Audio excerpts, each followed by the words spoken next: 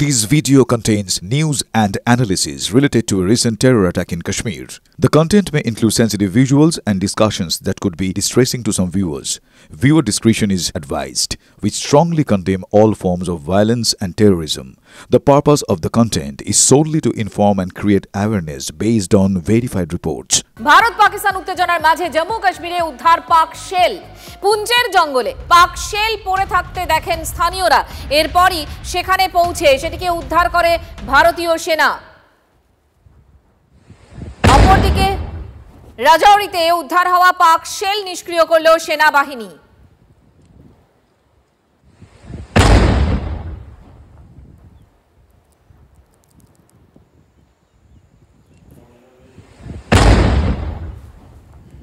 ভারতের প্রত্যাঘাতে যেরকম পাকিস্তানের একেবারে দুর্মুষ অবস্থা ছিল, কোমর ভেঙে গিয়েছিল, তার মধ্যে আরো একটা ছবি ধরা পড়েছে। পাকিস্তান ছাড়ার তোড়জোড় করছিলেন খোদ সেনা আধিকারিকরা। দুবাইতে টাকা পাঠিয়েছেন একের পর এক পাক সেনা আধিকারিক। পাকিস্তান স্টেট ব্যাংকের লেনদেন সংক্রান্ত রিপোর্ট ফাঁস। সংঘাতের 3 দিনে কোটি কোটি টাকা পাকিস্তান থেকে দুবাইতে ট্রান্সফার হয়েছে এমনটাই জানা যাচ্ছে। শীর্ষ নেতা থেকে সেনা আধিকারিক বিদেশে টাকা পাঠিয়েছেন অনেকেই। সিজার এই মুহূর্তে আমাদের সঙ্গে রয়েছেন, আমাদের প্রতিনিধি সিজার। এই যে এত কোটি কোটি টাকার লেনদেন, দুবাইতে টাকা গিয়েছে, পেছনে কারণ কি? দেখুন, সেটাই সব থেকে বেশি জল্পনা বাড়াচ্ছে। যে মুহূর্তে সংঘাতের আবহাওয়া তৈরি হয়, তারপরই পাকিস্তান স্টেট ব্যাংক থেকে যেভাবে দুবাই সহ ইউরোপ এবং আমেরিকার বিভিন্ন জায়গায় এই টাকা ট্রান্সফার হয়েছে, এবং সেটা কোথাও পাকিস্তানের শীর্ষ রাজনৈতিক নেতা, কখনো পাকিস্তানের প্রশাসনের শীর্ষ কর্তারা এবং পাক সেনা আধিকারিকদের, এই থেকে কোথাও একটা সন্দেহ করা হচ্ছে যে এই সংঘাতে পাকিস্তানের ওপর আরো বড় ধরনের প্রত্যাঘাত আসতে পারে। ভারতের দিক থেকে এই আশঙ্কাতেই হয়তো পাকিস্তান প্রশাসনের শীর্ষ কর্তা থেকে শুরু করে পাক সেনা আধিকারিক এবং পাকিস্তানের রাজনীতির বড় মাথারা অনেকেই দেশ ছাড়ার পরিকল্পনা করেছিলেন, এবং সেই কারণেই খুব দ্রুত তারা টাকা ট্রান্সফার করেছিলেন, এমনটাই কিন্তু ভারতীয় গোয়েন্দারা মনে করছেন। সিজার, আপাতত তোমাকে ধন্যবাদ। দেখুন, পাকিস্তানের পক্ষ থেকে একটা দাবি করা হয়েছিল যে ভারতের যে আদমপুর এয়ারবেস রয়েছে সেটা নাকি তারা নষ্ট করেছে, কিন্তু জানেন কি, আজকে পাকিস্তানকে বার্তা দিতে 7 সকালে সেই এয়ারবেসে পৌঁছে গিয়েছিলেন প্রধানমন্ত্রী নরেন্দ্র মোদী। কথা বললেন বায়ুসেনা অফিসার জওয়ানদের সঙ্গে।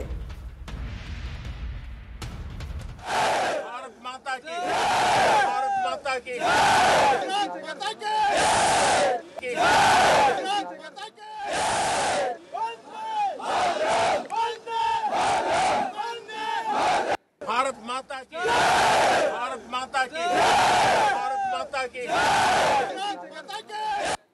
MiG-21 এবং S-400 কে পিছনে রেখে এয়ারবেসে যারা রয়েছেন বায়ুসেনা কর্তা এবং আধিকারিকরা, তাদের সঙ্গে কথা বললেন। আমাদের সঙ্গে রয়েছেন আমার সহকর্মী তন্ময়। একটা কথা, একটা বিষয় পরিষ্কার যে পাকিস্তানের মতো আমরা সোশ্যাল নেটওয়ার্কিং সাইটের ছবির উপর ভরসা রাখি না। আমাদের দেশের প্রধানমন্ত্রী সেখানে পৌঁছে গিয়ে জানান দেয় আদতে পাকিস্তান যা বলেছে সব মিথ্যে। দেখো, একেবারেই তাই। কারণ হচ্ছে সোশ্যাল মিডিয়াতে যে প্রচার চলছে সেই প্রচার নিয়ে একটার পর একটা মানুষ বিভ্রান্ত হচ্ছিলেন, এমনটাই দাবি উঠছিল যে কোথাও বলা হচ্ছিল যে পাকিস্তান আমাদের এখানে কোনো এয়ারবেসে তারা হামলা চালিয়েছে, ধ্বংস করে গিয়েছে। আজকে সশরীরে দেশের প্রধানমন্ত্রী সেই এয়ারবেসে পৌঁছালেন আচমকাই। কোনো রকম কেউ কিন্তু জানতো না। যখন তিনি পৌঁছালেন তখন জানা গেল যে আমাদের দেশের প্রধানমন্ত্রী পৌঁছেছেন। সেনা আধিকারিকদের সঙ্গে কথা বললেন, বায়ুসেনাদের সঙ্গে কথা বললেন, তাদের মাঝে স্লোগান উঠলো, এবং সেখান থেকে জলন্ধরের যে ক্যান্টনমেন্ট রয়েছে সেখানকার আধিকারিকদের সঙ্গে তার কথা হলো। সেখান থেকে তিনি দিল্লি ফিরে এলেন। দিল্লি ফিরে আসার পরে পরপর বৈঠক, অজিত দোভালের সঙ্গে বৈঠক, জাতীয় নিরাপত্তা উপদেষ্টা যিনি রয়েছেন, অন্যদিকে বিদেশমন্ত্রী জয়শঙ্করের সঙ্গে বৈঠক, অন্যদিকে প্রতিরক্ষা মন্ত্রী তিনি 3 বাহিনীর প্রধানের সঙ্গে বৈঠক করছেন। এই সবগুলো দিয়ে পরিষ্কার করে একটা চিত্র বুঝিয়ে দেওয়া হলো পাকিস্তানের প্রধানমন্ত্রী কিংবা সেখানকার সেনাপ্রধান, যেটা রটছে সোশ্যাল মিডিয়াতে, তারা নাকি কেউ বাংকারের নিচে চলে যাচ্ছেন, কেউ শহর থেকে 20 কিলোমিটার দূরে গিয়ে আশ্রয় নিচ্ছেন। সেখানে আমাদের দেশের প্রধানমন্ত্রী পাকিস্তানের প্রচার করা যে এয়ারবেস তারা নষ্ট নাকি করে দিয়েছে, সেখানে গিয়ে প্রধানমন্ত্রী সেই এয়ারবেসে হেঁটে ঘুরে বেড়ালেন। দেখা যাচ্ছে সেখানে যুদ্ধ বিমানগুলো দাঁড়িয়ে রয়েছে, বায়ুসেনারা রয়েছে, প্রত্যেকে হাসাহাসি করছেন, সেখানে স্লোগান দিচ্ছেন।